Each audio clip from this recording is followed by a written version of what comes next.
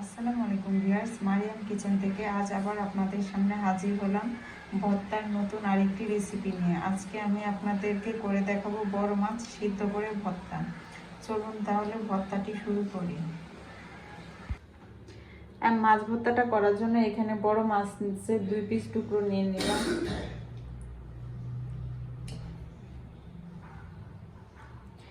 এর সাথে দিয়ে দিচ্ছি কিছু রসুন, দিয়ে দিচ্ছি কাঁচামরিচ, দিয়ে দিচ্ছি পেঁয়াজ। আমি এই ভর্তাটা আজকে আপনাদেরকে সিদ্ধ করে করে দেখাবো। সব কিছু একসাথে সিদ্ধ করে তারপর আমি এই ভর্তাটা করব। আর দিয়ে দিচ্ছি কয়েকটা আলু। আমি আলুগুলাকে কেটে সুন্দর করে এরকম করে নিছি।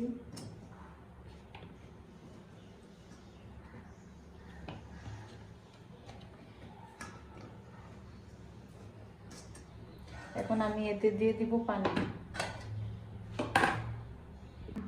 আমি পানিটা এমনভাবে দিব যেন সব কিছু সিদ্ধ হয়ে যায়, আলু, পেঁয়াজ, মাছ সব কিছু।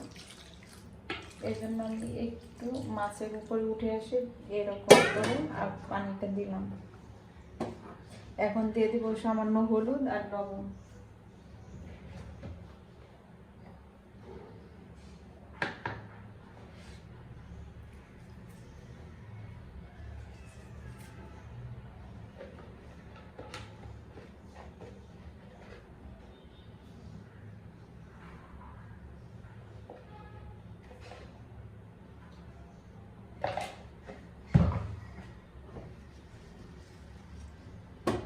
দিয়ে এখন আমি সিদ্ধ করে নেব। আমি ঢাকনা দিয়ে দিচ্ছি।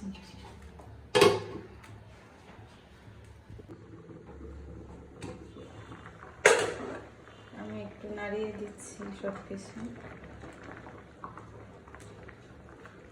দিয়ে আবার ঢাকনা দিয়ে দিচ্ছি।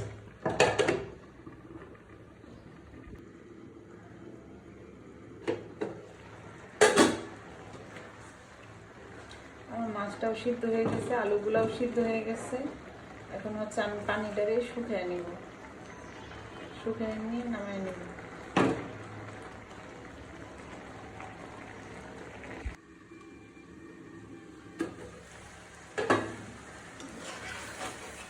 আমি হচ্ছে এখন সব কয়টা পেঁয়াজ, রসুন, মাছ, আলু একটা বাটিতে উঠিয়ে নিচ্ছি।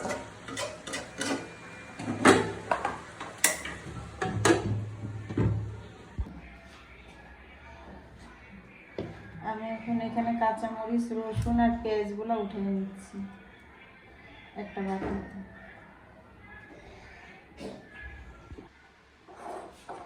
আমি এখন মরিচ, পেঁয়াজ আর রসুনটা ম্যাশ করে নিচ্ছি সুন্দর করে হাত দিয়ে ডলে ডলে।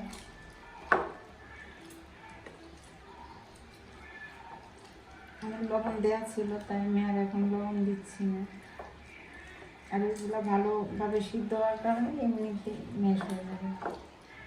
আলুটাও নিয়ে নিচ্ছি সাথে।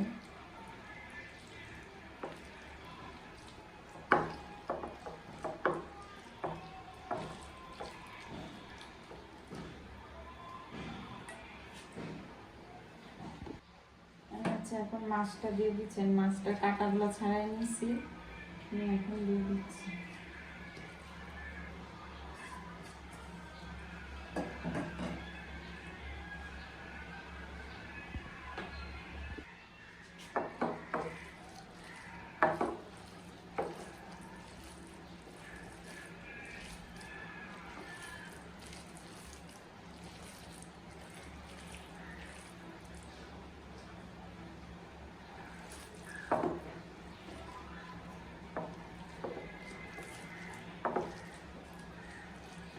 আপনাদের কাছে ধনে পাতা থাকলে এখানে এই ভর্তার সাথে ধনে পাতাটাও ব্যবহার করতে পারবেন। আমার কাছে ধনে পাতা ছিল না তাই আমি ব্যবহার করিনি।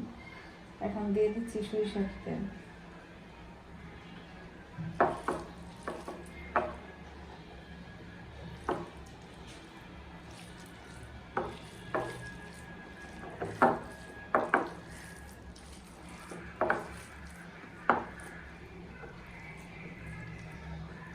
একঘেয়েমি খাবার খেতে যাদের ভালো লাগে না তারা এইভাবে ভর্তাটা করে দেখতে পারেন।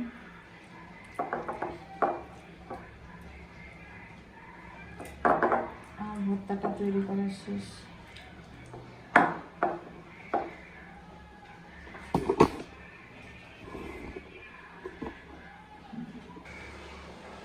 আমার তৈরি হয়ে গেল মাছ সিদ্ধ দিয়ে ভর্তা। সবাই এভাবে ট্রাই করবেন, কেমন হয়েছে কমেন্টসে জানাবেন। ভিডিওটা ভালো লাগলে শেয়ার করে দিবেন। সবাই ভালো থাকবেন, সুস্থ থাকবেন, নিজের যত্ন নেবেন, নিজেকে ভালোবাসবেন, প্রাণ খুলে হাসবেন। আল্লাহ হাফেজ।